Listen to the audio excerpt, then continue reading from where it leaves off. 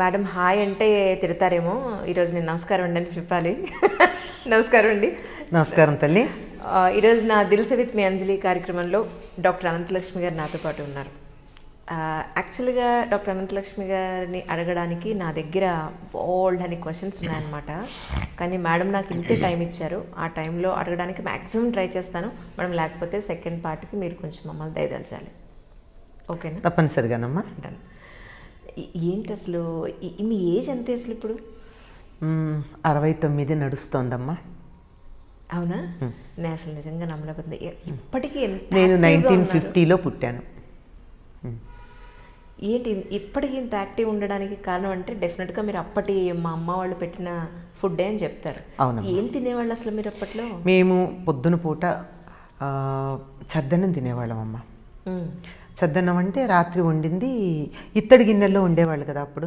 చక్కగా ఇత్తడి గిన్నెల్లో వండిన అన్నం ఉంటే దాంట్లో చక్కగా ఆవకాయో గోంగూర పచ్చడో చింతకాయో వేసుకుని ఇంత నెయ్యి వేసుకుని, ఇంకా గోంగూర పచ్చడి అయితే మాత్రం తప్పనిసరిగా వెన్న ఉండేది, అంటే మాకు పాడి ఉండేది. ఇంత వెన్న వేసుకుని తిని కాస్త పెరుగు వేసుకుని తిని బయలుదేరేవాళ్ళం పొద్దున పూట. పెరుగన్నం తింటే కానీ ఇంట్లోంచి బయటకు వచ్చేవాళ్ళం కాదు. పాలు తాగే అలవాట్లేదు అప్పటికి ఇప్పటికీ కూడా. నేను ఎప్పుడు నవ్వుతూ అంటూ ఉంటాను, పాలు ఎందుకు తాగరంటే పాడిలో పుట్టి పెరిగాం కదా మాకు అందుకని పాలు.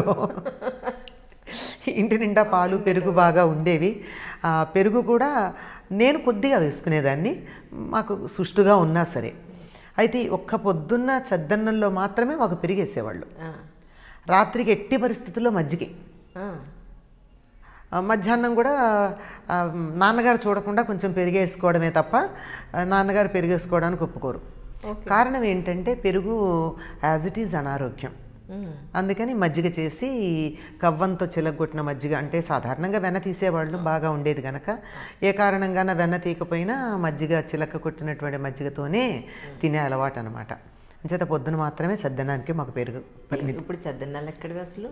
చద్దన్నాలు తింటుంటే అనారోగ్యం అనేస్తున్నారు కదా, అదే కానీ మరి అయిపోతుంది అంటున్నారు. కాదమ్మా, ఇప్పుడు అమెరికాలో వాళ్ళు పరిశోధన చేసి చెప్పింది ఏమిటంటే B12 అవి రావాలంటే రాత్రి వండి పొద్దున తిన్న అన్నంలోనే వస్తుంది, అది తినమని కదా వాళ్ళ సలహా చెప్తున్నారు.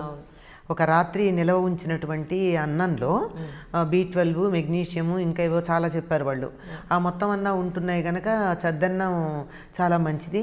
అందులో ఉప్పు కానీ కొంచెం నీళ్లు కానీ లేక మజ్జిగ కానీ వేసి పొలవ పెడితే ఇంకా చాలా ఎక్కువ వాటి పొటెన్సీ పెరుగుతుందని చెప్పారు. అంచేత మరి మన వాళ్ళు ఆలోచించే పెట్టారే, అప్పటికప్పుడు వండి పెట్టలేకపోయారా? అవును. మన సాంప్రదాయమైన వంటలు ఏవైతే ఉన్నాయో, మన భారతీయ సాంప్రదాయంలో ఉన్న పాతకాలపు పద్ధతులన్నీ కూడా ఎంతో సైంటిఫిక్ రీజన్స్ కలగలిపిన ఉన్న జీవన విధానం అంది. ఒక్క మాటలో చెప్పాలంటే మన ఇళ్లలో అమ్మమ్మలో బామ్మలో చెప్తే వినే పరిస్థితి లేదు. ఎవరో out side of the country, అవును, విదేశీయులు పరిశోధన చేసి ఇలా అని చెప్తే ఓహో అవునా అని అప్పుడు మన వాళ్ళు కానీ దాన్ని నమ్మే పరిస్థితి లేదు ఈరోజు. మరి ఇప్పుడు కూడా నేను అందులో ఉండేటటువంటి పోషకాల పట్టికంతా చెప్పలేదు కదమ్మా. ప్రతి వాళ్ళకి ఇప్పుడు నాకే 3 2 గుర్తున్నాయి, అందులో ఉన్న 10 అందరికీ ఎక్కడ గుర్తుంటాయి కనుక పోషక విలువలు ఉన్నాయి అని ఒక్క మాట వరకు చాలు. అట్లా ప్రతిదీ కూడా డీటెయిల్స్ అందరికీ అవసరం లేదని పక్కన పెట్టేయడం, ఫలితాంశం మాత్రమే మనకు ఉపయోగంగా ఉండేటటువంటి దాన్ని ఉపయోగించుకోవడం. ఈ పద్ధతిలో దీని విలువలు మనం మర్చిపోయాం. ఎక్స్పెరిమెంటేషన్ ప్రొసీజర్ అన్న దాని గురించిన దాంట్లో ఎక్కువ చెప్పకుండా ఇన్ఫరెన్సెస్ మాత్రమే ఇచ్చారు మనకి ప్రయోగంలో. ఆ ఇన్ఫరెన్సెస్ వల్ల వెనకాల ఏం జరుగుతోంది అని మాకు కావాలి. అందరికీ అన్నీ తెలియాలంటే ఈ చిన్న బుర్రలో ఎన్ని పడతాయి? ఒక వైద్యుడు ఇల్లు కట్టలేడు, ఒక ఇంజనీరు మందులు ఇవ్వలేడు. నాకు అది తెలియాలి ఇది తెలియాలంటే రెండూ చేయకుండా ఉభయభ్రష్టత్వం అవుతుంది. అందువల్ల ఒక రంగంలో నిష్ణాతులైన వాళ్ళు చెప్పినటువంటి దాన్ని మనం ఎంత గుడ్డిగా నమ్ముతున్నాం. మందిస్తే ఆ మందులో ఉన్నటువంటి కాంపోజిషన్ తెలుసుకోకుండా వేసుకుంటున్నామా లేదా? వైద్యుడు చెప్పినప్పుడు ఆయన ఏదో చదువుకున్నాడు అనేటువంటి నమ్మకంతో ఆ విధంగా వాళ్ళు అందరికీ ఈ విషయాలన్నీ చెప్పేసి వాళ్ళ బుర్రలన్నీ నింపేయాల్సిన పనేముందిలే అని చెప్పి ఇలా చెయ్యండి అన్నారు. పాటించిన వాళ్ళు బాగుపడ్డారో, నష్టపోయిన వాళ్ళైతే ఎవరు లేరు కదా. నిజం. అదే ఈ ఆధ్యాత్మికంగా ఎన్నాళ్ళ నుంచి చెప్తున్నారు ఇలాగా ప్రజలందరికీ కూడా, కానీ లేకపోతే టీవీ ఛానల్స్లో? అమ్మ, ఆధ్యాత్మికంగా చెప్పడం అనేది టీవీ ఛానల్స్లో చెప్పడం 2007-2008 అప్పుడు మొదలైనట్టుంది. అంటే ఆల్మోస్ట్ ఇప్పుడు మొట్టమొదట మనకి ఆధ్యాత్మిక ఛానల్, భక్తి ఛానల్ వచ్చింది, అప్పుడే సంస్కృతి అనేది ఒకటి వచ్చింది అప్పుడు. కానీ అంతకుముందే నేను దూరదర్శన్లో కొన్ని చెప్పున్నా. ఇలా ఛానల్స్ ద్వారా చెప్పేది ఇప్పుడు మొదలైనా అంతకుముందు ఆకాశవాణిలో చెప్పాను. ఎప్పుడు 73-74 నుంచి నేను ఆకాశవాణిలో ప్రసంగాలు, కొన్ని సాహిత్య ప్రసంగాలు, సామాజిక అంశాల మీద ప్రసంగాలు, అతి కొద్దిగా ఆధ్యాత్మిక అంటే ఇంత చిన్నపిల్ల ఆధ్యాత్మికంగా ఏం చెప్తుంది అనే ఒక చిన్న సందేహం ఉంటుంది కదా. అంచేత అలా విజయవాడ రేడియో స్టేషన్ నుంచి, ఆ తర్వాత హైదరాబాద్ రేడియో స్టేషన్ నుంచి కూడా చాలా చెప్పాను. అయితే వీటన్నిటికన్నా కూడా ప్రధానంగా ఆధ్యాత్మికమైనటువంటి విషయాల గురించి మాట్లాడడం అన్నది మా గురువుగారి పర్యవేక్షణలో, మా గురు పూజల్లో నేను ప్రారంభించుకోవడం జరిగింది. అంటే అది ఎప్పుడంటే 1971 ప్రాంతం నుంచి, అంటే నాకు 21 ఏళ్ళు ఉన్నప్పటి నుంచి ఆధ్యాత్మిక విషయాలని ప్రస్తావించుకుంటూ ఉండడం, ఆ సభల్లో పాల్గొంటూ ఉండడం. ఎందుకంటే ఒక మంచి ఉపాధ్యాయుడు ప్రేరణ ఇస్తాడు. సామాన్యమైన ఉపాధ్యాయుడు పాఠాలు చెప్పచ్చు, కొంచెం సంతోషం కలిగించవచ్చు, జ్ఞానాన్ని ఇవ్వచ్చు. కానీ ఒక ఉత్తముడైనటువంటి ఆచార్యుడు తన ప్రవర్తన ద్వారా ప్రేరణ కలిగిస్తాడు. ఆ ప్రేరణ కారణంగా ఆయన చెప్తున్నటువంటి వాటికి మేము అలా సమ్మోహితులమైపోయి, అసలు తన్మయత్వంలో ఉండిపోయి, ఆ విధంగా మేము ఎప్పుడైనా ఒక విషయాన్ని అర్థం చేసుకోగలమా, అర్థం చేసుకుని మేము అవగాహన చేసుకుంటామా, అవగాహన చేసుకుని ఆచరణలో పెట్టగలమా, ఆచరణలో పెట్టింది ఇతరులకి చెప్పగలమా అన్నటువంటి తపన ఉండేది. ఈ తపనతో 1971 ప్రాంతం నుంచి, అప్పటి నుంచి అడపాదడప మా గురువుగారి పర్యవేక్షణలోనే ఎక్కువగా ఆయన వింటూ ఉండగానే, ఎందుకంటే తప్పులు చెప్తారు కదా, బయట వాళ్ళు ఎవరో మనలో తప్పులు బట్టి తిట్టే కన్నా మన గురువో, మన అమ్మో, మన నాన్నో మన తప్పులు సరిచేస్తే మనకి సంతోషం. వాళ్ళు బాగుపడాలని తప్పులు సరిచేస్తారు తప్ప మన్ని ఎద్దేవా చేయడానికో, మన్ని అవమానపరచడానికో చేయరు కదా. అంచేత అలాగే చెప్పుకున్నాం. వారి ప్రోత్సాహమే ఇప్పటికైనా నేను మాట్లాడుతున్నానంటే వారు, నేను ఒక మౌత్ పీస్ లాంటి దాన్ని అని చెప్పుకోవాలంతే. విషయం అక్కడి నుంచే వస్తుంది. అప్పటి నుంచేనమ్మా సుమారుగా 71-72 నుంచి ఆధ్యాత్మిక ప్రసంగాలు, సాహిత్య ప్రసంగాలు. సాహిత్యానికి ఆధ్యాత్మికానికి చాలా దగ్గర సంబంధం ఉన్న సంగతి చాలా మర్చిపోతూ ఉంటారు. సాహిత్యాన్ని నిజంగా అధ్యయనం చేస్తే అది ఇచ్చేటంత ఆధ్యాత్మిక వికాసం, సామాజికమైనటువంటి స్పృహ, వ్యక్తిత్వ వికాసం ఇంత అంతా కాదు. అంటే మీ గురువుగారు ఎవరు అని అడిగితే ఆయన గురించి ఒక మాటలో చెప్పాలి అని అంటే ఏం చెప్తారు? మా గురువు గారు, ఆయన పేరు చెప్పాలి అంటే కులపతి ఎక్కిరాల కృష్ణమాచార్యులు గారు. ప్రపంచవ్యాప్తంగా ఆయనకి మాస్టర్ ఈకే అన్న పేరుతో ప్రఖ్యాతి పొందారు. వరల్డ్ టీచర్ ట్రస్ట్ అనే పేరుతో ఒక ఆధ్యాత్మిక సంస్థను నెలకొల్పారు. ఈ వరల్డ్ టీచర్ ట్రస్ట్ అనే ఆధ్యాత్మిక సంస్థలో మెంబర్షిప్ కానీ డబ్బు కట్టడాలు కానీ లేవు. నేను స్వచ్ఛందంగా ఆధ్యాత్మిక ప్రగతి కోసం కృషి చేస్తాను అనుకున్న వాళ్ళందరూ అందులో సభ్యుల కిందే ఉంటారు. ఇప్పుడు తరచుగా సమావేశాలు జరుగుతూనే ఉంటాయి. ఆ సమావేశాల్లో ఎవరైనా పాల్గొనవచ్చు. ఒక్కసారి పాల్గొని ప్రేయర్లో ఒక్కసారి భాగస్వామ్యం తీసుకున్నారు అంటే ఇనిషియేషన్ అయినట్టే కనుక చక్కగా అనుసరించవచ్చు. ఈ సంస్థకి సంబంధించినటువంటి శాఖలు ప్రపంచవ్యాప్తంగా అనేక దేశాలలో ఉన్నాయి. ఇన్ని ఒక 67-68 పైనే ఉన్నాయి. నేను సరిగ్గా లెక్క చెప్పలేను కానీ చాలా దేశాల్లో ఉన్నాయి. ప్రతి సంవత్సరం ఆయా దేశాల్లో కూడా ఏదో ఒక సందర్భంలో ఈ సమావేశాలు ఏర్పాటు చేయడం, ఇక్కడ ఉన్నటువంటి సభ్యులు కొంతమంది వెళ్ళి అక్కడ పాల్గొంటూ ఉండడం, ఇక్కడ జరిగే సమావేశాలకు వాళ్ళు వస్తూ ఉండడం జరుగుతుంది. ఇందులో ఎక్కడా కూడా డబ్బు ప్రసక్తి లేదు. డబ్బు ఎక్కడుందో అక్కడ ఆధ్యాత్మికత తప్పుకుంటుంది అని మా గురువుగారు చెప్పినటువంటి మాట. ఈ కార్యక్రమాలన్నీ చాలా ఘనంగా జరుగుతాయి. ఎంత బాగా జరుగుతాయంటే ఒక బాగా ధనవంతుల ఇంట్లో పెళ్లి జరిగితే ఎలా జరుగుతాయి అలా జరుగుతాయి. మరి ఎట్లా జరుగుతాయంటే ఆ జరగవలసినటువంటి సమయం వచ్చింది, జరగవలసినటువంటి కార్యం జరుగుతోంది కనుక వనరులు వాటంతట అప్రయత్నంగా సమకూడతాయి. దీన్ని సేకరించడం కానీ మిగుల్చుకోవడం కానీ పంచుకోవడాలు కానీ ఉండవు. అంత బాగా జరుగుతుంది. ఓకే, ఎక్కడండి ఇదంతా జరిగేది? ఎక్కడ జరుగుతూ ఉంటుంది? కేంద్రమేమో అసలు ప్రధాన కేంద్రం విశాఖపట్నంలో ఉన్నది. ప్రతి నగరంలోనూ కూడా దీనికి సంబంధించిన కేంద్రాలు ఉన్నాయి. ఈ ఊళ్ళో కూడా ఉన్నాయమ్మా. మొట్టమొదట గుడిమల్కాపూర్లో జగన్మోహన్ రావు గారు అనేటటువంటి ఆయన మాస్టర్ గారికి చాలా ఆత్మీయమైనటువంటి శిష్యులు ఒక 5గురు ఉండేవారు. ఆయన గుంటూరులో ట్యూటర్గా పనిచేసే రోజుల్లో ఆయన విద్యార్థులుగా ఉండి చాలా ఆత్మీయమై ఆయన మార్గాన్ని తూచా తప్పకుండా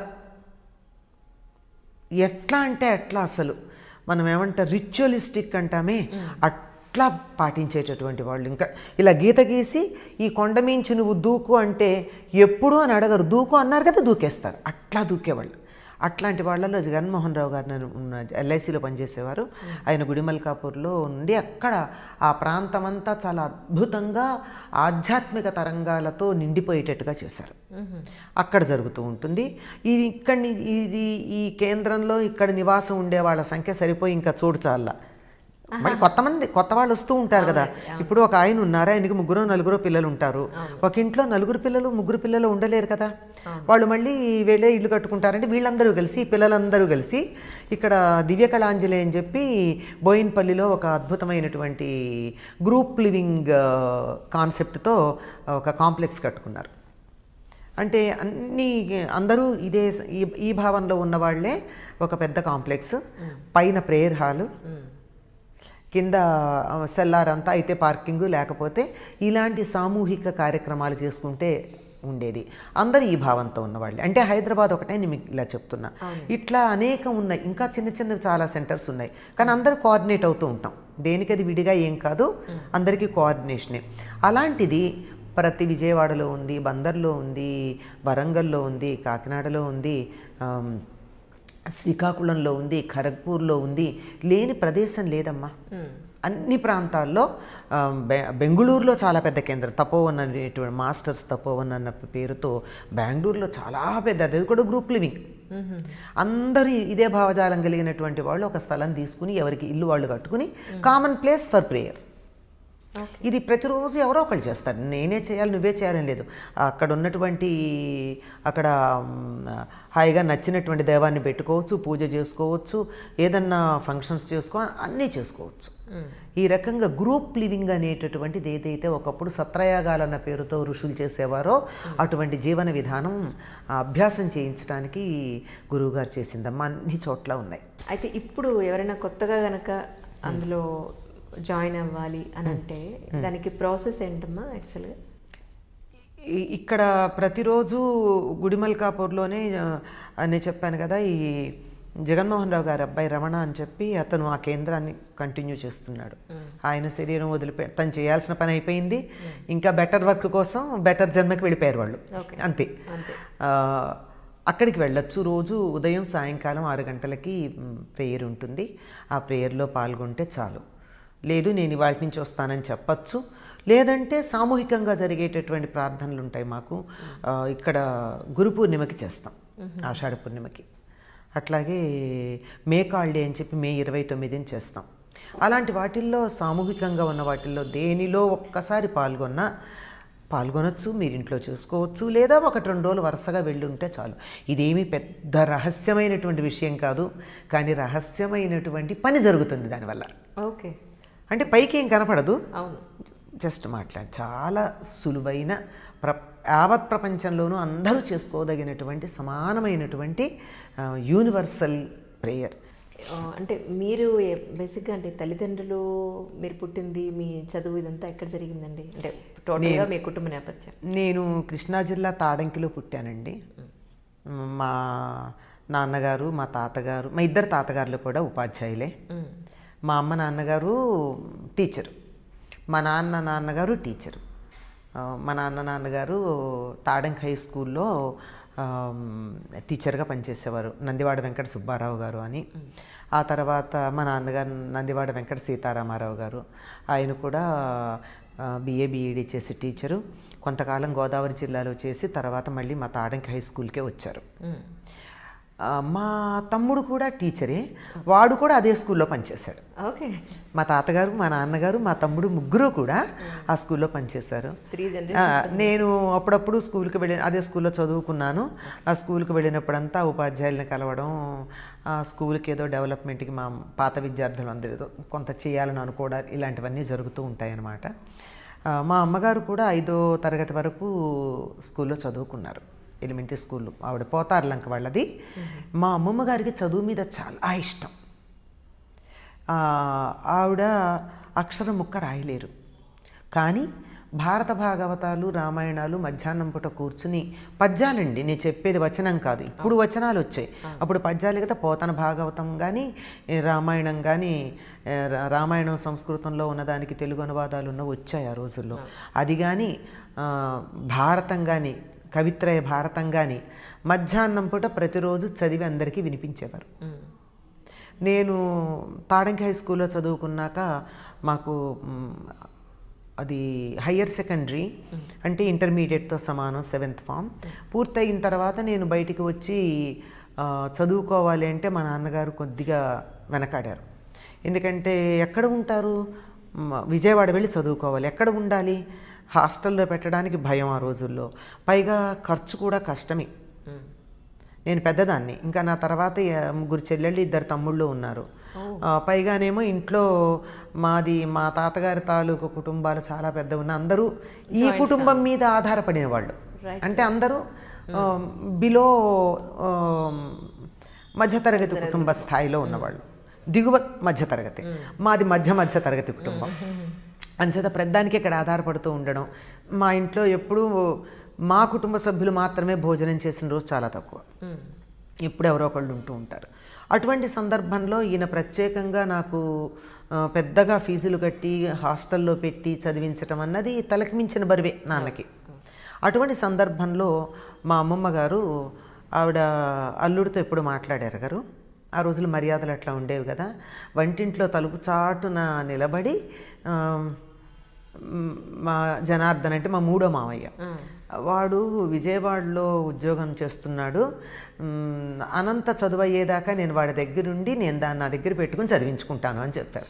ఇంకా మా నాన్నగారు అనలేని పరిస్థితి, నేనేమో చదువుకుంటానని పేచీ పెడుతున్నా. అటువంటి సందర్భంలో ఇలా అనలేని పరిస్థితిలో ఉండగా మా నాన్నగారికి కలలో మా తాతగారు అంటే మా నాన్నగారి తండ్రి, నేను ఎక్కువ కాలం ఆయన దగ్గర పెరిగాను మా నాన్నగారి దగ్గర కన్నా. ఆయన ఎంత గారాబం చేసేవారంటే అంత దూరంలో ఉన్న ఎలిమెంటరీ స్కూల్కి నేను పెడితే కాలికి వాన పడితే కాలికి మట్టి అవుతుందని ఎత్తుకుని తీసుకొచ్చేవారు.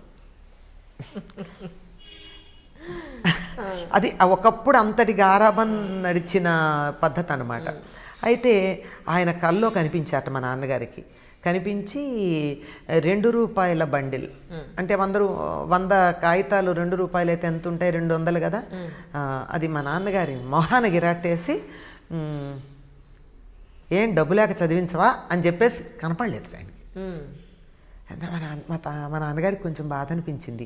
ఇదేమిటి చదువుకుంటానంటుంది, వాళ్ళ బాబాయ్ అనేవారు ఆయన. బాబాయ్య కనిపించారు నాకు, కనిపించి ఇట్లా డబ్బు మొహాన కొట్టారు, నేను డబ్బు లేక చదివించట్లేదని అనుకుంటున్నారా, తర్వాత నేను ఇబ్బంది పడతాను ఆలోచిస్తున్నాను అనుకుంటున్నారట. అనుకుంటే మా పక్క ఉన్నటువంటి ఆయన కొంచెం ఎక్కువ మోతుబర్రి రైతు అనమాట. ఆయన పిలిచి ఒక రకంగా పెద్ద మా మధ్య సయోధ్య ఉండాల్సిన అవసరం లేని పరిస్థితి, కానీ పిలిచి, మాస్టారు పాపమ్మని మీరు అంటే పెద్ద పిల్లల్ని పల్లెటూళ్ళు అలాగే చదివించడానికి వెనకాడుతున్నారని విన్నాను, అయ్యో అమ్మాయి మన జిల్లాకి ఫస్ట్ వచ్చింది కదా, అమ్మాయిని చదివించకుండా ఎట్లా, పంటల్లో ఇద్దరు కానిలేండి అని చెప్పి ఈ 200 బండిలు మా నాన్నగారికి ఇచ్చారట ఆయన అప్పుగా. ఈ కల్లో మా తాతగారు చూపించింది ఏదైతే ఉందో అది ఎగ్జాక్ట్గా అదే 2 రూపాయల బండిలు కొత్తది ఆయన మా నాన్నగారికి ఇవ్వండి. మా నాన్నగారు అడగలేదు, మనకు అప్పు అడగడానికి ఆత్మాభిమానం అడ్డు కదా. లేకపోతే వీళ్ళు వెళ్ళి కోఆపరేటివ్ బ్యాంకులోనే ఎక్కడో తెచ్చుకుంటారు, పిఎఫ్ డ్రా చేసుకుంటారు తప్ప అడగరు కదా. అట్లాంటిది ఇచ్చేటప్పటికి ఇంకా ఆయనకి దీన్ని చదివించక నాకు తప్పదు అనేటటువంటి ఒక భావన కలిగి నేనేమో మెడిసిన్ చేద్దాం అనుకున్నాను ఆ రోజుల్లో. అదైతే నేను చదివించలేనమ్మా, నిన్ను డిగ్రీ చదివిస్తాను, నువ్వు డిగ్రీ అయ్యాక ఎట్టి పరిస్థితుల్లో నువ్వు బీఈడీ ట్రైనింగ్ చేయాలి అన్నారు. అని ఇంకా నాకేవో కొన్ని కండిషన్స్ పెట్టారు. నన్ను ఎక్కువ డబ్బు అడగకూడదు, బట్టలు అంతే కదండి, ఇంట్లో ఇంతమంది ఉన్నారు, నేను మాత్రం చూస్తే ఎట్లా అడుగుతాను అని. అంటే అన్నిటికీ ఒప్పుకుంటాను, మళ్ళీ బీఈడీనే చేసి టీచర్ అవ్వమంటే మాత్రం అది ఆలోచిస్తాను అని చెప్పా. ఎందుకంటే బీఎస్సీ చేస్తే మెడిసిన్లో సెకండ్ ఇయర్లో చేరొచ్చు అని ఒక ఆప్షన్ ఉండేది. అప్పటికన్నా అట్లా చేరదాం అని కోరిక అనమాట. అట్లా చేరాను. తర్వాత అది వీలు పడలేదు కాదు, నాకే అనిపించింది దానికన్నా నేను ఇది లిటరేచర్ నాకు చాలా సూటబుల్ అనిపించింది. మ్యాథమెటిక్స్ మీద చాలా ఇంట్రెస్ట్ ఉండేది. అప్పట్లో మ్యారిస్టెల్లా కాలేజ్లో మ్యాథమెటిక్స్ డిగ్రీ గ్రూప్ లేదు, ఇంటర్ వరకే ఉంది.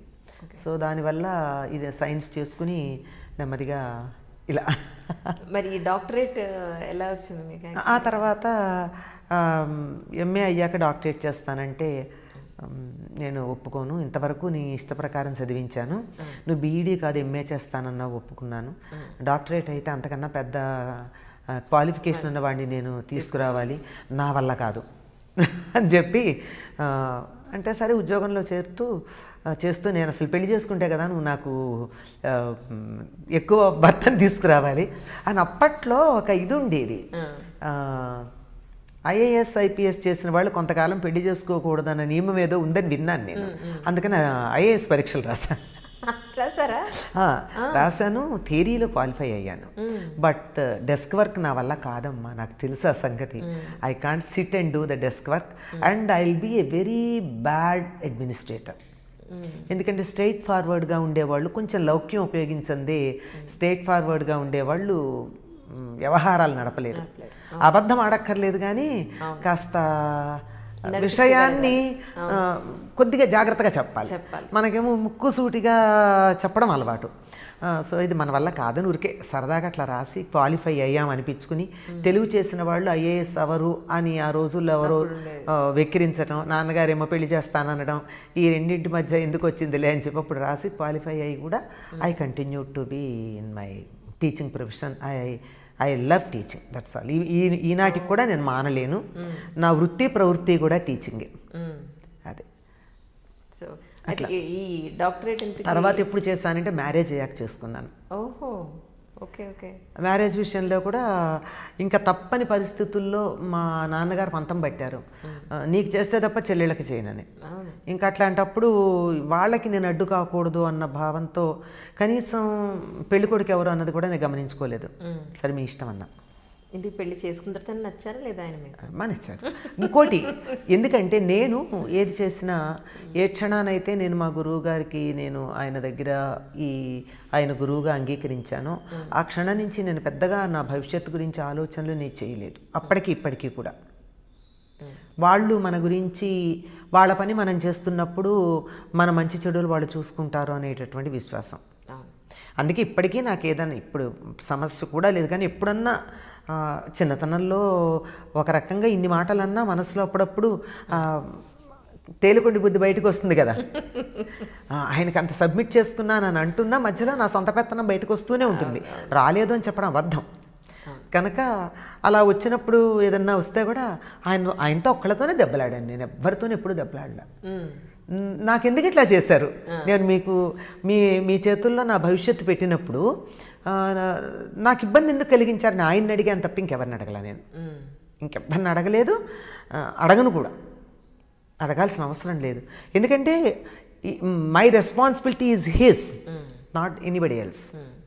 సో సంబంధాలు వచ్చినప్పుడు మా నాన్నగారు నచ్చినవేవో చెప్తా ఆయనకి పంపించుకో, ఆయన ఓకే అంటే ఓకే అన్నాను, దీన్ని ఓకే అన్నారు, అంతే. తర్వాత నో రిగ్రెట్స్. సో ముగ్గురు అమ్మాయిలు. నిజంగా అబ్బాయిలు లేరనే లోటు మీకు అనిపించింది? ఒకటి రెండు సందర్భాలు అనిపించిందమ్మా, అనిపించలేదని చెప్పడం తప్పు.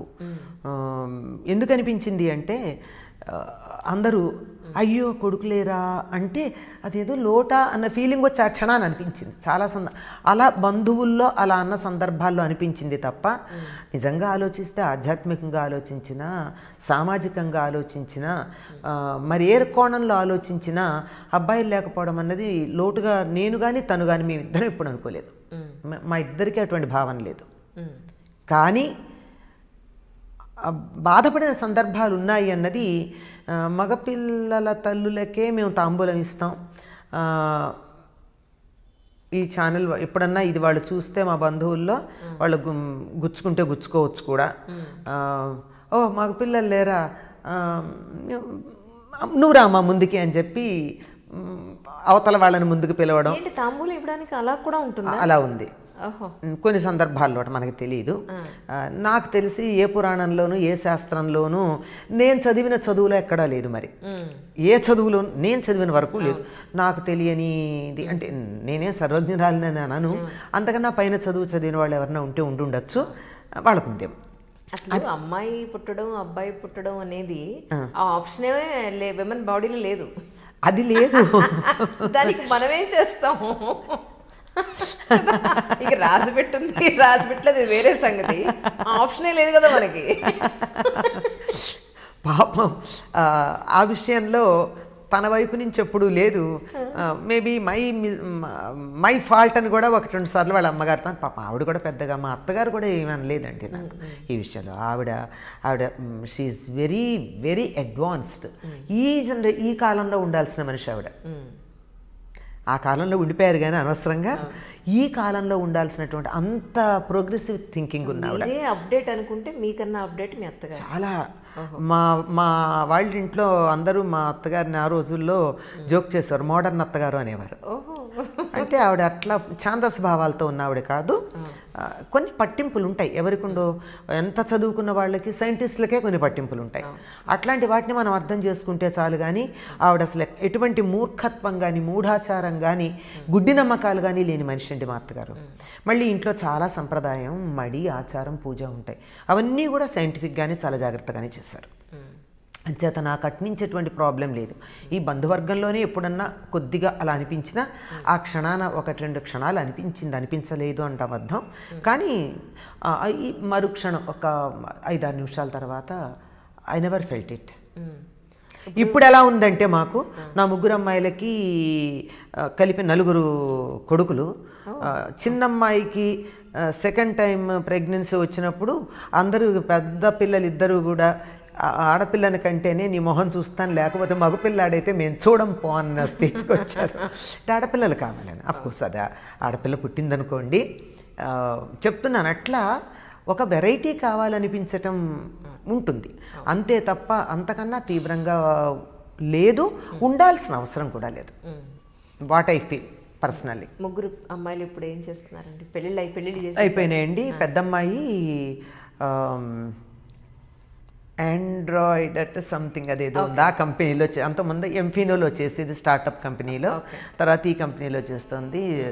She is well off global talent search. Okay right. రెండో అమ్మాయి దానికి పెద్ద కొడుకు BBA సెకండ్ ఇయర్ చదువుతున్నాడు, పెద్ద అమ్మాయి పెద్ద కొడుకు. చిన్నవాడు సెకండ్ క్లాస్, కొంచెం ఏజ్ గ్యాప్. రెండో అమ్మాయి స్పీచ్ పెథాలజీ అండ్ ఆడియాలజీ చేసింది. కొంతకాలం క్లినికల్ అసిస్టెంట్గా చేసింది.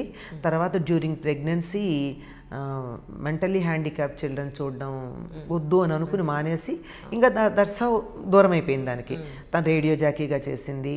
పేరండి రాధాకృష్ణవేణి, ఆర్జే రాధా అన్న పేరుతో షీఈస్ నోన్. తర్వాత ఇంటీరియర్ గార్డెనింగ్ అని, ఫ్లీ మార్కెట్ అని, బ్యాక్ యార్డ్ క్లబ్ అని చెప్పి ఈ దీంట్లో పెట్టుకుని మన బిర్లా ప్లానిటోరియం దాన్ని మళ్ళీ రివైటలైజేషన్ ఏదో ప్రోగ్రామ్ దానికి కొంత హెల్ప్ చేసి అట్లా she's multi various interior gardening అని. ఇప్పుడు ఒక film production, short film production దానికి she's content provider and she takes up all the responsibility there. Blue whale or something like that ఏదో ఉంది, అది దాంట్లో చేస్తూ ఉంటుంది. తను LNRలో చేసినప్పుడు గాడ్ అని ఒక షార్ట్ ఫిల్మ్ తీసింది. That was very popular and one of the best ప్రొడక్షన్స్గా వచ్చింది. షీఈస్ దట్ తన language, literature and art she does it అన్నమాట. She writes also a little, she sings also. అదే మీ మల్టీ టాలెంట్స్. దానికి ఒక కొడుకు, హీఈస్ డూయింగ్ 10th. ఓకే. వాడు కూడా ఏదో ఒకటి 2 దాంట్లో యాక్ట్ చేశాడు. He's good at academics also. Okay okay. ఇంకా మూడో అమ్మాయి, she was a major in Indian army and short service commission, retire అయింది. Now she is the chief security officer in SBI. దానికి 3.5 ఏళ్ల కొడుకు, ఏడాది కూతురు. Okay. So even that responsibility is over for me. Okay okay. ఈ మూడో అమ్మాయి అసలు ఈ ఫీల్డ్లోకి వెళ్ళడానికి కారణం ఏంటి? ఏదైనా పర్టికులర్ రీజన్ ఉందా మీకు? మీరు అభ్యంతరకరం అయితే కట్ చేసుకోండి, సత్యం చెప్తాను నేను. నాకెందుకో, ఎందుకంటే తను 7th క్లాస్ చదువుతూ ఉండగా మొదటిసారి సోషల్ పాఠాల్లో 7th ఇంటికి వచ్చి అడిగింది, అమ్మ ఈ రిజర్వేషన్ పాలసీ ఏంటి అని. అవునమ్మా ఉంది, మనం ఏం చేస్తాం, ఉంది. అవును ఉంది, దానికి యూ కాంట్ డూ ఎనీథింగ్. అవును. అయితే నేను 99% మార్క్స్ వచ్చి, నేను 36 మార్క్స్ వచ్చినటువంటి వ్యక్తి పక్కపక్కనే కూర్చుని ఒకే శాలరీకి ఉద్యోగం చేయాలని అడిగింది. నేనేం చెప్పగలనండి? నేను కొంత నాకు స్పిరిచువాలిటీ ఉంది, కొంత సామాజిక స్పృహ ఉంది, ఇటు లిటరేచర్ ఉంది, అటు వేదాలు చదువుకున్నాను, శాస్త్రాలు చదువుకున్నాను. నేను దాని ప్రశ్నకి సమాధానం చెప్పలేకపోయాను. ఏమ్మా ఒకటే చెప్పాను, నేను ఎప్పుడైనా ఇలాంటి ప్రశ్నలు అడిగితే నా విద్యార్థులకు కానీ, అప్పుడు మా అమ్మాయికి కానీ ఒకటే మాట చెప్పాను, ఇది మన చేతుల్లో ఉన్నటువంటి విషయం కాదు, దీనికి అనేకమైన కొన్ని శతాబ్దాల చరిత్ర కారణం. దాన్ని మనం సరిచేసి ఈ విషయాన్ని కూడా సరిచేయవలసిన బాధ్యత మన మీద ఉంది. మీరెవరన్నా ఎడ్యుకేషన్ డిపార్ట్మెంట్కి సెక్రటరీస్ కానీ, గవర్నమెంట్కి చీఫ్ సెక్రటరీ కానీ అయ్యే స్టేజ్లో ఉండి అక్కడ మీరు మార్పులు తీసుకురండి, మీ మనసులో ఆలోచన ఉంటే. నా చేతుల్లో లేదు అమలు జరపటం తప్ప అని నేను చెప్పాను. ఆ లెవెల్లో కదా జరగాలి. మీకు ఎవరికైనా ఉద్దేశం ఉంటే ఆ లెవెల్కి వెళ్ళండి దీని మీద ఫైట్ చేయాలనంటే. అంటే అప్పుడు ఇది లేని ఫీల్డ్ ఏదైనా ఉందా అని అడిగింది మా అమ్మాయి. 2 ఫీల్డ్స్లో నాకు తెలిసి లేదమ్మా. ఒకటి CAలో రిజర్వేషన్స్ లేవు, నీ ఎంత మార్కులు వస్తే అంత పాసే తప్ప ఎట్టి పరిస్థితుల్లో శాప్ అనేది ఈ మధ్య వచ్చింది, అప్పటికది ఇంకా నాకు తెలియదు. CAలో లేవు, ఆర్మీలో లేవు అన్నా. Then she wanted to go to army. 7th క్లాస్లో she decided that she wants to go to army. అంటే అప్పుడు నేను చెప్పాను దానికి మ్యాథమెటిక్స్ ఇంట్రెస్ట్ లేదు. She wanted to do BA and do law. నువ్వు BA లా ఇవన్నీ చేస్తే నువ్వు మళ్ళీ మొత్తం మీద నువ్వు ఈ రిజర్వేషన్ పాలసీ మీద చాలా గొప్పగా ఫైట్ చేసి దాని మీద చాలా తిప్పలు పడాల్సిన అవసరం ఉంటుంది. సరే నీ ఇష్టం, నువ్వు చేస్తానంటే నేను కాదన్ను. కానీ if at all you want to go for army, there are some options. నీకు ఇప్పటి నుంచి నువ్వు దానికి తగినట్టు ఫిజిక్ పెంచుకోవాలి, మెంటల్ కెపాసిటీ పెంచుకోవాలి, తర్వాత మ్యాథమెటిక్స్ చేయాలి నువ్వు. ఓకే. ఎందుకంటే MPCతో డిగ్రీ చేసిన, ఇంజనీరింగ్ చేసిన ఒక 6 months ముందు అడ్వాన్స్డ్గా వాళ్ళకి అదేదో అక్రెడిట్ ఇస్తారు. తర్వాత after coming from the army you can establish your own unit or something. ఒక BA చేసి ఆర్మీకి వెళ్ళి 6 నెలలు బిహైండ్ ఉన్న, అదర్వైజ్ తను క్యాప్టెన్గానే రిటైర్ అయి ఉండేది. ఇప్పటికి కూడా క్యాప్టెన్ అని అంటారు, కానీ ఈ 6 నెలల దానికి ఇది రావడం వల్ల she retired as N major. But 6 నెలలే ఆ పొజిషన్లో ఉన్నందువల్ల క్యాప్టెన్సీనే తన మీద కన్ఫర్ చేసి ఉంటుంది. కనుక ఇది ఉండదు. బయటకు వచ్చిన తర్వాత నువ్వు ఏ ఇండస్ట్రీనో ఎస్టాబ్లిష్ చేసుకోవాలంటే నీకు ఒక టెక్నికల్ డిగ్రీ అవసరం. కనుక నువ్వు ఇంజనీరింగ్ చేస్తేనే నీ అప్లికేషన్ ఫామ్ మీద నేను సంతకం పెడతా ఆర్మీకి, లేకపోతే నేను పెట్టనని చెప్పాను. నీకు కావాల్సిన సమస్తం మేము సప్లై చేస్తాం. వాళ్ళ ఫాదర్కి కూడా చాలా ఇంట్రెస్టే. He never interfered in the careers of the children. మేమెవరు వాళ్ళకి ఎంకరేజ్ చేసాం కానీ మేము ఇంటర్ఫియర్ కాల. వాళ్ళు ఏం కావాలంటే అది మేము ఎంకరేజ్ చేసాం. We gave full support and help to them. So తను ఇది చేసింది,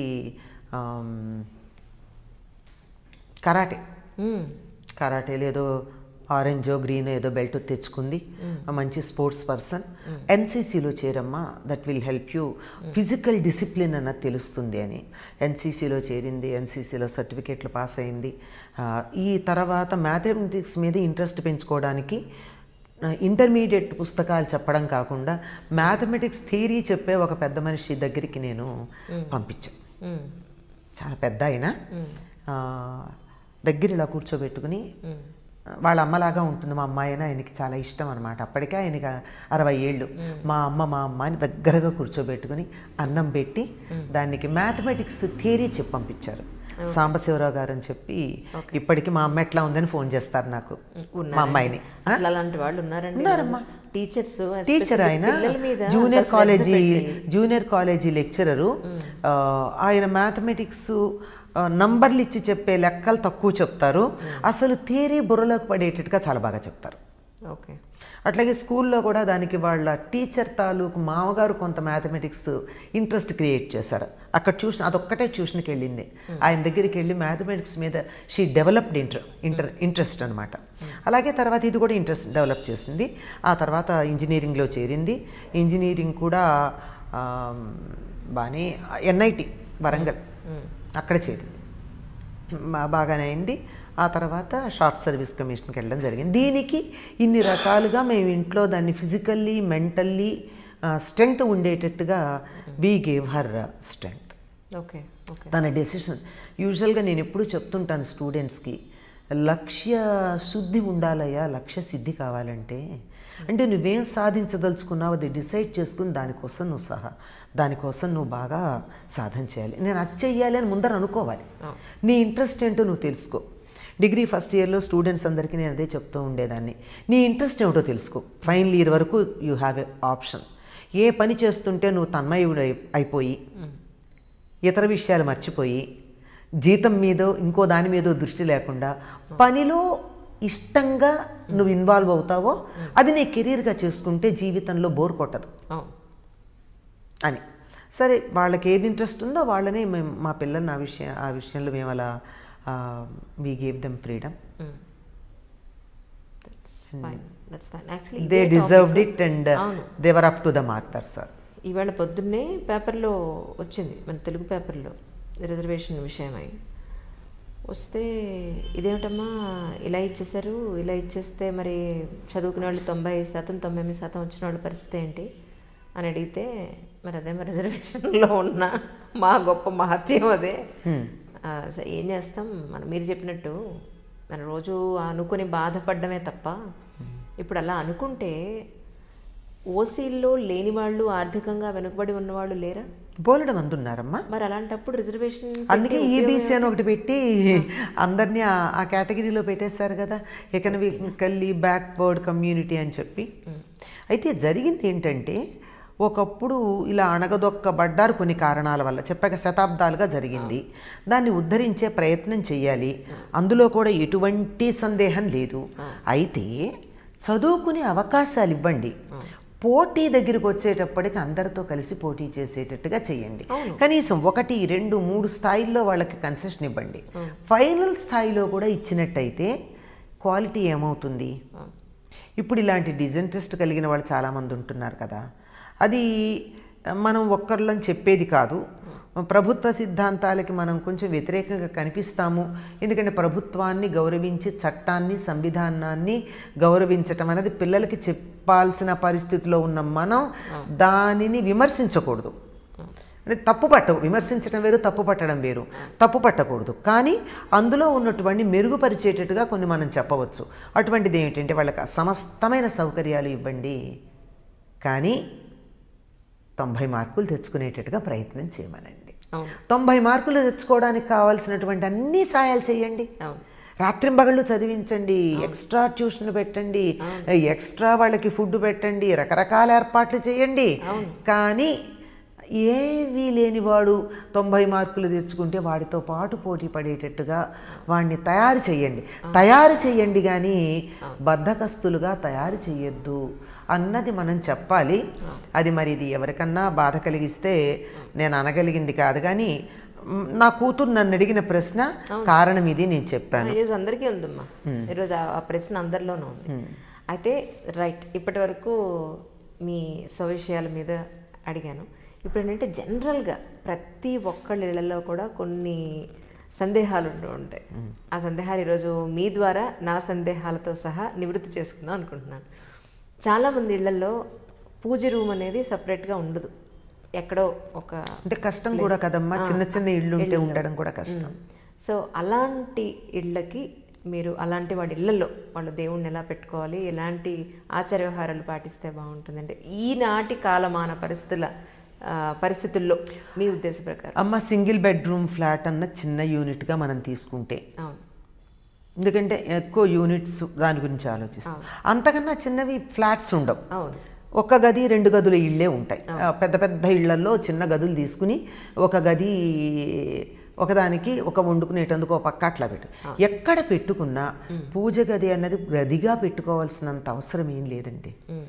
ఒక్క చోట ఒక ప్రదేశం ఇది నేను దేవుడికి కేటాయించానన్నది కాస్త ఇంత చోటు దొరకదా? ఒక చోట ఎక్కడైతే ప్రతి వాళ్ళు కాళ్ళు చేతులు కడుక్కోకుండా చెప్పులతో బూట్లతో బయట నుంచి వచ్చిన బట్టలతో రాకుండా ఉండే ప్రదేశం ఇంట్లో ఎక్కడుందో అక్కడ ఒక్క చోట ఒక చిన్న షెల్ఫ్, అలమర, ఒక పీట, ఒక స్టూలు అంతా కూడా మా ఇంట్లో లేదండి. మాదొక్కటే గది ఉంది, అంతే ఉంది. ఆ గదిలో నేనేం చేయాలి? ఒక మూల, ఎక్కువ మంది రాగానే ప్రవేశించడానికి వీల్లేని మూల గోడకు ఫోటో పెట్టుకోండి. దాని కింద ఒక చిన్న చెక్క లాంటిది కానీ లేదా ఒక చిన్న షెల్ఫ్ కానీ అక్కడే పైకి పెట్టుకుని మీకు నచ్చిన దేవుడి ఫోటో పెట్టుకుని ఒక దీపం పెట్టుకోవడానికి, ఒక అగరొత్తి పెట్టుకోవడానికి ప్రదేశం పెట్టుకోండి. చెప్పులతో అక్కడికి వెళ్ళకండి. ఇది ఇన్ని ఆప్షన్స్. కాస్త పెద్ద కొంచెం ఇల్లుంటే ఒక షెల్ఫ్, అది లేకపోతే ఒక మూల మీద ఒక చిన్న స్టూలు, అది పెట్టుకోవడానికి కూడా నాకు ఇబ్బంది అనిపిస్తే గోడకి ఫోటో పెట్టి ఒక షెల్ఫ్ పెట్టి లేదా ఒక చిన్న చెక్క కొట్టి అక్కడ ఒక అగరత్తి స్టాండు, కింద పువ్వు పెట్టడానికి ఒక చోటు, ఒక దీపం పెట్టడానికి చోటు, ఒక్క అరటిపండు పెట్టుకోవడానికి చోటు ఉండేటంత షెల్ఫ్ పెట్టుకోండి. నిజంగా ఉండాల్సింది ఎక్కడ? ఈ మందిరంలో ఉండాలి దేవుడు. ఈ మందిరంలో ఉన్నాడు అని చెప్పడానికి ఒక రిఫ్లెక్షన్ లాగా అక్కడ పెట్టుకుంటున్నాం కనుక దాన్ని కాస్త శుభ్రంగా ఉండే చోట పెట్టుకోండి, అంతే. కాస్త షెల్ఫ్ లాగా పెట్టుకుంటే ఇంట్లో ఆడపిల్లలుండి కొన్ని రకాల ఇబ్బందులుండి ఇబ్బంది అంటే దానికి తలుపు పెట్టడము, కర్టెన్ వేయడము చేయొచ్చు. ఫోటో వరకు పెద్ద ఇబ్బందులు లేవు. ఎప్పుడైతే మనం విగ్రహాలు పెడతామో కొంచెం కాస్త పాటించాల్సి ఉంటుంది. అలాగేమా, అంటే చాలామంది ఇది దీపం పెట్టే విషయంలో లక్ష్మీ దీపాలని తమిళనాడు వాళ్ళు పెట్టుకునే దీపాలు ఉంటాయి, కామాక్షి దీపాలు. అది వెనకాతలా ఉండి దీపం ముందు వైపు ఉంటుంది, మన ఇలా ఉంటుంది దీపం. మీకు ఐడియా ఉంటుంది కామాక్షి దీపం. అమ్మవారేమో పైన వెనకాల కూర్చుని ఉంటుంది, ఒక వెనకాల దాకా పెట్టి షీట్ లాగా పెట్టి ఈ ముందు దీపం పెడతారు. అలాంటి దీపాలైనా సరే దీపాన్ని అటు తిప్పండి, దేవుడి వైపు దీపాలు ఉండాలని కొంతమంది అంటారు. దీపాన్ని అందంగా చూపించడానికి ఇది ఇటు పెట్టి దీపాలు ఇటు ఉన్నా పర్లేదంటారు. ఇది ఇటు పెట్టాలి, అసలు ఏది నిజం? అమ్మ, ఇప్పటికి కూడా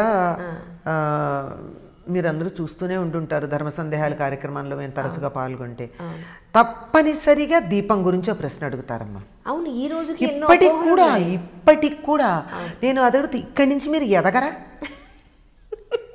ఈ స్థాయి నుంచి ఎదగరా? మా అమ్మ అడగమంది వెళ్ళి పొద్దున్న దీపం సంగతి అడగవే, మీ ఇంట్లో నువ్వు ఇలా పెడతావు.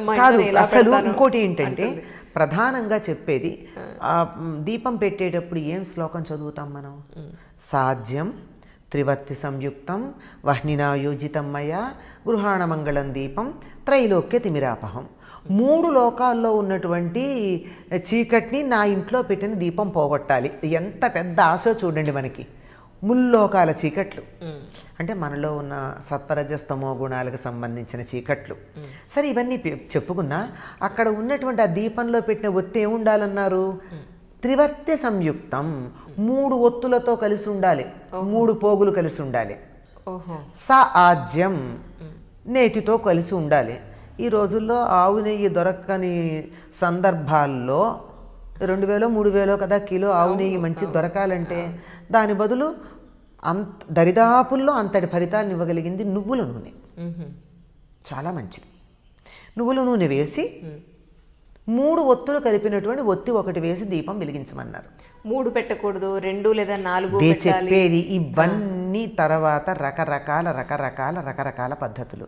అయితే ఒక్క ఒత్తి ఎందుకు వెయ్యము అంటే అది మరో సందర్భంలో వేస్తాం, అది గుర్తొస్తుందని చెప్పి 2 వేస్తాం. 2 ఒత్తులు మామూలుగా. ఇవి ఎవరింట్లో మీ అమ్మ లేక మీ అత్తగారు పూర్వం నుంచి ఎలా పెట్టారో అది పెట్టేయండి, అసలు డౌట్ ఉండదు. మనకి శాస్త్రం ఒకటి ఉంది, సంప్రదాయం ఒకటి ఉంది. ఈ సంప్రదాయం ఆచారం, ఈ ఆచారం ఏదేందో అది పాటించేటప్పుడు శాస్త్రం కూడా ఒప్పుకుంటుంది ఆచారాన్ని. అంచేత మీ అత్తగారు దీపం ఎలా పెట్టారో అలా పెట్టేయండి. అత్తగారి ఇంటికి వచ్చాక పుట్టింటికి వెడితే మెమ్మ ఎట్లా పెట్టిందో అట్లా పెట్టండి. అసలు అంతకు మించినటువంటి శాస్త్రం లేదు. కానీ నాకు మా అత్త చెప్పలేదు, మా అమ్మ చెప్పలేదు. ఇట్లాంటి వాళ్ళు చాలామంది ఉన్నారే. ఈ అత్త అమ్మ పోర్షన్లు తీసుకునేటటువంటి వాళ్ళు ఇప్పుడు మనకి బోల్డ్ మంది కనపడుతున్నారు. కనపడి పైగా ఏం చేస్తారు, ఏదో నేను మా అత్తగారు పెట్టినట్టు నేను పెడుతున్నాను అనుకో, అయ్యో ఇట్లా పెడుతున్నావా, ఇది దరిద్రం అని చెప్పి మన మనసులో ఒక అనుమానం పడేస్తారు. అవునా కదా? అందుకని సరిగ్గా అలా ఎవరు చెప్పని వాళ్ళు ఉంటే కూడా మీరు ఒక్కటి చెప్పేయండి, మా అత్తగారు ఇట్లా పెట్టారు నేను పెడుతున్నాను అనేటటువంటి దీంట్లో అత్తగారు దీపం పెట్టే అలవాటు ఉన్న వాళ్ళందరూ నిర్మోహమాటంగా మా అత్తగారు ఇట్లా పెట్టారు నేను ఇట్లాగే పెడతానని చెప్పండి. ఏ శాస్త్రం దాన్ని కాదందు, మొదటి మాట. రెండోది చెప్పలేదు అని అనుకున్నప్పుడు హాయిగా ఈ మంత్రం చెప్పే దాంట్లో 3 ఒత్తులు వేయమనుంది గనక 3 పోగులు కలిపిన ఒత్తి వేయడం ప్రధానం. శ్రీవత్తి సంయుక్తం కలిసి ఉండాలి, త్రివర్తి సంయుక్తం కలిసిన 3 ఒత్తులు. అందుకని ఏం చేస్తూ ఉంటారు, 2 అడ్డ ఒత్తులు కానీ 1 అడ్డ ఒత్తి 1 బొడ్డు ఒత్తి కానీ వేస్తారు. బొడ్డు ఒత్తులు చేయడం కష్టమని ఈ రోజుల్లో ఈ అడ్డ ఒత్తులు మంచి బ్రహ్మాండంగా తయారు చేసేవాళ్ళు ఉన్నారు. కుటీర పరిశ్రమలాగా దాన్ని ఈ తక్లీతో కాకుండా చేత్తో కాకుండా చిన్న చిన్న సాధనాలతో చేసి ఏదో ఒకటి అసలు మానేసేదానికన్నా నయమే కదా అని చెప్పి తెచ్చి మంచి పత్తే దొరకటం లేదు. సరే వాళ్ళు ఏదో ఆ పాపం వాళ్ళది, ఇది పౌడి పత్తి అని అంటే అవునంటారు, అంటే అవునన్న పాపం వాళ్ళదే.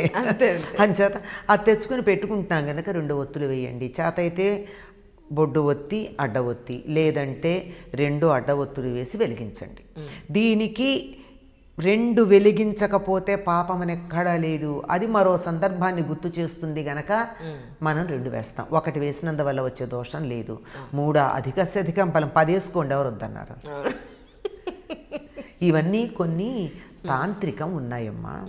ఆ తాంత్రికాన్ని నిత్య జీవితంలో కలపడంతో వచ్చిన సమస్య ఇది. ఏదో వేప నూనెతో దీపం పెట్టి ఏంటండి, వేప నూనెలోంచి వచ్చేటటువంటి చేదుకి దోమలే చచ్చిపోతూ ఉంటే దేవుడి దగ్గర పెడితే అమ్మవారికి ఎంత చికాకేస్తుంది. వేప నూనెతో దీపం పెట్టడం ఏమిటండి, నాకైతే అది వినంగానే నా ఒళ్ళంతా జలదరించింది. వేప నూనెతో దీపం పెట్టాలా? ఆ వేప నూనె గాలికి దోమలు చచ్చిపోతున్నాయి. దోమల్లాంటి మొండి జాతి చచ్చిపోయేటటువంటి విషవాయువు వచ్చే సందర్భంలో అటువంటి నూనెతో దేవుడి దగ్గర దీపం పెట్టడం ఏమిటి? వద్దు. అయితే ఒకవేళ నాకు నువ్వుల నూనె దొరకలేదు, కొబ్బరి నూనె పెట్టండి. అది దొరకలేదు, రిఫైన్డ్ ఆయిల్ మాత్రం పెట్టకండి. అదంతా దాంట్లో ఇవి ఉంటాయి, కెమికల్స్ ఉంటాయి. రిఫైన్డ్ ఆయిల్ ఆరోగ్యానికి కూడా మంచిది కదా, ఇప్పుడు వద్దని చెప్తున్నాం కదా. రిఫైన్డ్ కాకుండా జస్ట్ ఫిల్టర్డ్ వాడండి. ఫిల్టర్ కాకపోయినా నష్టమేం లేదు, రా ఆయిల్ వాడుకోండి, హ్యాపీగా ఉంటుంది. కనుక అలాంటి వేరుశనగ పప్పుల నూనె పెట్టిన అధమమే అనుకోండి, వేప నూనె అంత దౌర్భాగ్యం అయితే కాదు. అయితే ఉత్తర దేశంలో ఆవ నూనెతో పెడతారు, అది అక్కడ దొరికేది. అది దానికేం తప్పు. మన నువ్వుల నూనె ఎట్లాగా వాళ్ళకి ఆవ నూనె ఎట్లా, అట్లా అటువంటి నూనెలు వేసి దొరికితే శ్రేష్టం దేశీ ఆవు నెయ్యి. అది దొరకదు అనేది గ్యారంటీ, ముద్ర వేసి చెప్పచ్చు. అది దొరికితే 2000 పైన ఉంది కిలో. మన ఇంట్లో పాడి ఉంటే తప్ప ఎక్కడ దొరికే అవకాశం లేదు అసలు. మా అమ్మగారు ఏం చేసేవారు, మా ఇంట్లో ఆవు పాడితే ఆవు వెన్న చాలా తక్కువ వస్తుంది, దాన్ని వెన్న నెయ్యి తీసి ఆ నెయ్యి ప్రత్యేకంగా ఎవ్వరికీ వేయకుండా కార్తీక మాసంలో దీపాలు కట్టేబెట్టి ఇంకెవరన్నా అడిగితే వాళ్ళకి మామూలు నెయ్యిలో ఈ కాస్త నెయ్యి వేసి చెప్పేవారు, ఇది వేసి దాన్ని శుద్ధి చేసి ఇచ్చాను, వాళ్ళు అడిగారు కదా అని చెప్పి అట్లా ఇచ్చేవాళ్ళు. ఇప్పుడు అలాంటి పరిస్థితి లేదు, చాలా తక్కువ నెయ్యి వస్తుంది ఆవు నెయ్యి. అందువల్ల అది దొరకదు కనుక హాయిగా మంచి నువ్వుల నూనెతో దీపం పెట్టుకోండి. ఈ మధ్యకాలంలో అది కూడా భయం వేస్తోంది. ఏదో 5 రకాల నూనెలు కలిపినది దీపారాధన, ప్రత్యేక నూనె అని చెప్పి 5, 6 ఏమౌట కలిపిన ఉంటున్నాయి. అది నూనె కొనాలి, దేవుడికి దీపం పెట్టడానికి నూనె కొనాలంటే భయం వేసేటటువంటి పరిస్థితి. మా ఆయిల్స్ గురించి చాలా మంచి వివరణగా చెప్పారు. అయితే దీపం విషయంలో ఒక్కసారి కాస్త తెలియని విషయం చెప్తారు. కొంతమంది ముందుకే ఉండాలని, కొంతమంది దేవుడి వైపే తిప్పుంచాలని ఏవో అంటున్నారు. సరే, ఎవరి వీలానుసారం వాళ్ళు చేస్తున్నారు అనుకోండి. కానీ ఎటు కరెక్ట్ అసలు పెట్టాల్సింది? అంటే మామూలుగా ఏదైనా సరే మనం తూర్పు ముఖంగా కానీ ఉత్తరముఖంగా కానీ పెడతాం. ఏది చేసినా మన ఇంటి ద్వారం ఉండాలన్నా, బయటికి వెళ్ళాలన్నా, ఇంటికి ఎవరన్నా వస్తే కూర్చోబెట్టాలన్నా, ముఖ్యంగా ఏది చేసినా పెళ్ళిళ్ళు అయితే పెళ్లి కూతుర్ని పెళ్లి కొడుకుని కూర్చోబెట్టాలన్నా అది ప్రధానం.